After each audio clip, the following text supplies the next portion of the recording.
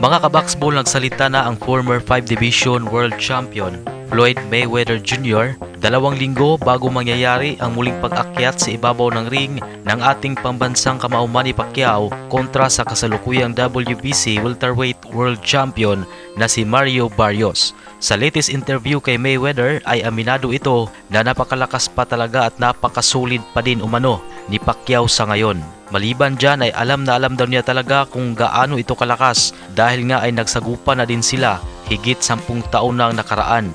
Binigyang diin ni Floyd Mayweather na sa totoo nga umano ay kailanman di pa daw siya nakakatikim ng lakas na kaparehong lakas ng suntok kagaya kay Pacquiao sa lahat ng professional fight niya sa boxing. Sinabi lahat ni Mayweather ang kanyang nararamdaman at nakita, ngunit hindi ito nagbigay ng prediction sa Pacquiao versus Barrios. Pero alam na alam niyang malakas pa din daw ang ating pambansang kamao na si Manny Pacquiao sa kabila ng edad nitong 46 anyos. Dahil dyan ay may tuturing umano na napakadelikado pa din hanggang ngayon ni Pacquiao na kalaban. Sa ibang banda, mga kabaksbol, ay tila nagalit ang former 6th Division World Champion and Golden Boy promoter na si Oscar De La Hoya kasunod itong pagbantaan ng Puerto Rican boxer na si Edgar Berlanga. Ang nangyari po kasi ay itong si Berlanga ay nagbanta na kanya umanong sasapakin ang mukha ni De La Hoya kapag nagkita silang dalawa.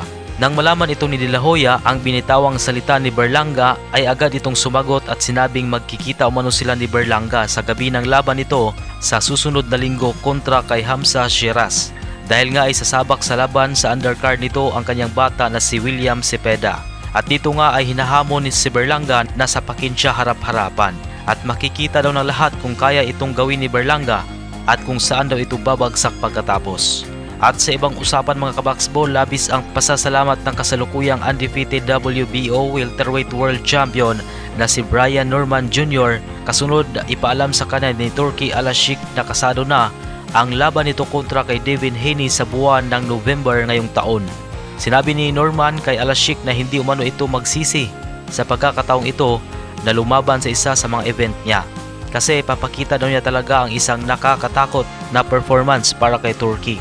Sinabi niyang tatalunin niya talaga umano si Haney at itutumba niya ito parehas ng ginawa niya sa kanyang huling sagupaan kontra sa Japanese challenger na si Sasaki na nagtamo ng matinding karamdaman matapos niyang mapatulog sa pamamagitan ng isang suntok lang.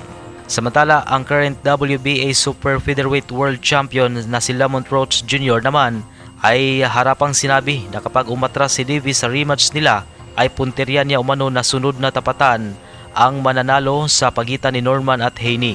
Kasi nga aakyat siya ng timbang para harapin kung sino ang mananalo sa dalawang ito.